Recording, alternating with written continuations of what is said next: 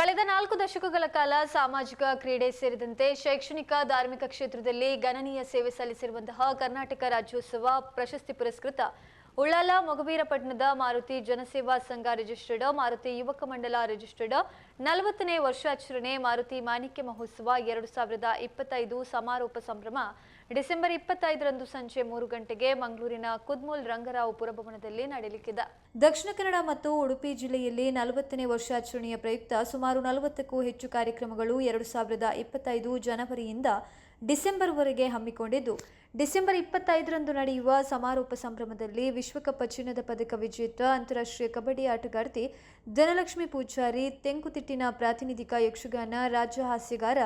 ರವಿಶಂಕರ ಒಳಕುಂಜ, 2024-25ನೇ ಸಾಲಿನ ಪಿಯುಸಿ ವಾಣಿಜ್ಯ ವಿಭಾಗದಲ್ಲಿ ಪ್ರಥಮ ರ್ಯಾಂಕ್ ವಿಜೇತೆ Deepashree S, golden book of world record ಸಾಧನೆ ಮಾಡಿದ ಭರತನಾಟ್ಯ ಕಲಾವಿದೆ ರೆಮೋನಾ ಇವೇಟ್ ಪಿರೇರಾ, ಕಿತ್ತೂರು ರಾಣಿ ಚೆನ್ನಮ್ಮ ಪ್ರಶಸ್ತಿ ಪುರಸ್ಕೃತ ಸಾಹಿತಿ ಪ್ರಮಿಳಾ ದೀಪಕ ಮಿರ್ಮುದೆ, ಉಡುಪಿ ಜಿಲ್ಲಾ ರಾಜ್ಯೋತ್ಸವ ಪುರಸ್ಕೃತ ನಾಗಸ್ವರ ಹಾಗೂ ಸ್ಯಾಕ್ಸೋಫೋನ್ ಕಲಾವಿದ ಡಾಕ್ಟರ್ ಶಮ್ಮಿ ಗಪೂರ್ ಪಡುಬಿದ್ರೆ ಅವರಿಗೆ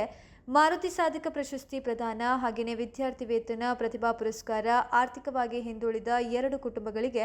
ಮನೆ ಹಸ್ತಾಂತರ, ಗೌರವ ಸಮರ್ಪಣೆ, ಕರಾವಳಿ ಆಹಾರ ಮೇಳ, ಸಾಂಸ್ಕೃತಿಕ ವೈಭವದೊಂದಿಗೆ 40ನೇ ವರ್ಷಾಚರಣೆಯ ಸಮಾರೋಪ ಸಂಭ್ರಮ ಸಂಪನ್ನಗೊಳ್ಳಲಿದೆ. ಸಮಾರೋಪ ಸಮಾರಂಭದಲ್ಲಿ ಕರ್ನಾಟಕ ವಿಧಾನಸಭಾಧ್ಯಕ್ಷ ಯುಟಿ ಖಾದರ್ ಫರೀದ್, ಉಡುಪಿಯ ಅಂಬಲ್ಪಾಡಿಯ ಜಿ ಶಂಕರ್ ಫ್ಯಾಮಿಲಿ ಟ್ರಸ್ಟ್ನ ಪ್ರವರ್ತಕರಾಗಿರುವಂತಹ ನಾಡೋಜ ಡಾಕ್ಟರ್ ಜಿ ಶಂಕರ್, ಮೂಡಬಿದ್ರೆಯ ಆಲ್ವಾಸ್ ಶಿಕ್ಷಣ ಪ್ರತಿಷ್ಠಾನದ ಅಧ್ಯಕ್ಷ doctor M Mohan Alva, Janata fish meal and food ಪ್ರೊಡಕ್ಷನ್ನ ಆಡಳಿತ ನಿರ್ದೇಶಕ ಆನಂದ್ ಸಿ ಕುಂದರ್, ಉದ್ಯಮಿ ಸಂತೋಷ್ ಸುವರ್ಣ ಕೋಡಿಕಲ್, ಮಂಗಳೂರು ದಕ್ಷಿಣ ವಿಧಾನಸಭಾ ಕ್ಷೇತ್ರದ ಶಾಸಕ ವೇದವ್ಯಾಸ್ ಕಾಮತ್, ಮಂಗಳೂರು ಸಂಸದ ಬ್ರಿಜೇಶ್ ಚೌಟ, ಉಡುಪಿ ವಿಧಾನಸಭಾ ಶಾಸಕ ಯಶ್ಪಾಲ್ ಎ ಸುವರ್ಣ, ಕರ್ನಾಟಕ ರಾಜ್ಯ ಅಲೈಡ್ ಹೆಲ್ತ್ ಕೌನ್ಸಿಲ್ನ ಚೇರ್ಮನ್ ಯುಟಿ ಇಫ್ತಿಕರ್ ಫರೀದ್, ಬೆಹರೇನ್ನ ಮೆಟಲ್ ಗ್ರೂಪ್ ಆಫ್ ಕಂಪನೀಸ್ನ ಅಬ್ದುಲ್ ರಜಾಕ್, ಮೊಗವೀರ್ಸ ಬೆಹರೇನ್ನ ಅಧ್ಯಕ್ಷೆ ಶಿಲ್ಪಾ ಶಮಿತ್ ಕುಂದರ್, ದಕ್ಷಿಣ ಕನ್ನಡ ಮೊಗವೀರ ಮಹಾಜನ ಸಂಘದ ಅಧ್ಯಕ್ಷ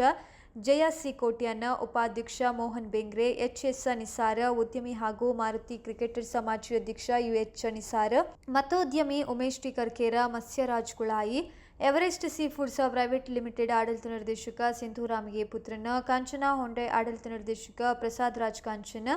ಉಡುಪಿಯ ಮೊಗವೀರ ಯುವ ಸಂಘಟನೆ ಅಧ್ಯಕ್ಷ ಜಯಂತ್ ಅಮೀನ್, ಹೀಗೆ ಅನೇಕ ಗಣ್ಯ ಅತಿಥಿಗಳು ಭಾಗವಹಿಸಲಿದ್ದಾರೆ. ಸಾಂಸ್ಕೃತಿಕ ಕಾರ್ಯಕ್ರಮದ ಅಂಗವಾಗಿ ಜಿ ಟಿವಿ ಡಿಐಡಿ ಖ್ಯಾತಿಯ ರಾಷ್ಟ್ರ ಪ್ರಶಸ್ತಿ ವಿಜೇತೆ ವಿದುಷಿ ಜ್ಞಾನ ಐತಾಲ ಹೆಜ್ಜೆನಾದ ತಂಡದವರಿಂದ ನೃತ್ಯ ವೈವಿಧ್ಯ, ಖ್ಯಾತ ಹಿನ್ನೆಲೆ ಗಾಯಕರಾದ ಸುಪ್ರೀಂ ಸಪಾಲಿಗ ಟೆಕ, ಖ್ಯಾತ ಹಿನ್ನೆಲೆ ಗಾಯಕರಾಗಿರುವ ಸುಪ್ರೀತ್ ಸಪಾಲಿಗ ಹಾಗೂ ಮಲ್ಲಿಕಾ ಮಟ್ಟಿ ಇವರಿಂದ ಸಂಗೀತ ರಸಸಂಜೆ ಕಾರ್ಯಕ್ರಮ ಕೂಡ ನಡೆಯಲಿದೆ. ಪತ್ರಿಕಾಗೋಷ್ಠಿಯಲ್ಲಿ ಮಾರುತಿ ಜನಸೇವಾ ಸಂಘ ಮತ್ತು ಮಾರುತಿ ಯುವಕ ಮಂಡಳದ ಗೌರವಾಧ್ಯಕ್ಷ ವರದರಾಜ್ ಬಂಗೇರ, ಅಧ್ಯಕ್ಷ ಸಂದೀಪ ಪುತ್ರನ, ಪ್ರಧಾನ ಸಂಚಾಲಕ ಸುಧೀರ್ ವಿ ಅಮೀನ್, ಪ್ರಧಾನ ಕಾರ್ಯದರ್ಶಿ ಕಪಿಲ್ ಎಸ್ ಬಂಗೇರ, ಕ್ರೀಡಾ ಕಾರ್ಯದರ್ಶಿ ಮಹೇಶ್ ಸಾಲ್ಯಾನ್, ಸದಸ್ಯ ವಾಸುದೇವ್ ಕರ್ಕೇರ ಉಪಸ್ಥಿತರಿದ್ದರು. ಅಂತಾರಾಷ್ಟ್ರೀಯ ಮಹಿಳಾ ಕಬಡ್ಡಿ ಆಟಗಾರ್ತಿ ಶ್ರೀಯುತ ರವಿಶಂಕರ್ ಒಳಕುಂಜ, ತೆಂಕತಿಟ್ಟಿನ ಪ್ರಾತಿನಿಧಿಕ ಯಕ್ಷಗಾನ ರಾಜ ಹಾಸ್ಯಗಾರ ಕುಮಾರಿ ದೀಪಾಶ್ರೀ ಎಸ್, ಪಿಯುಸಿ ಪ್ರಥಮ ರ್ಯಾಂಕ್ ವಿಜೇತೆ ವಾಣಿಜ್ಯ ವಿಭಾಗ 2024-25 ಕುಮಾರಿ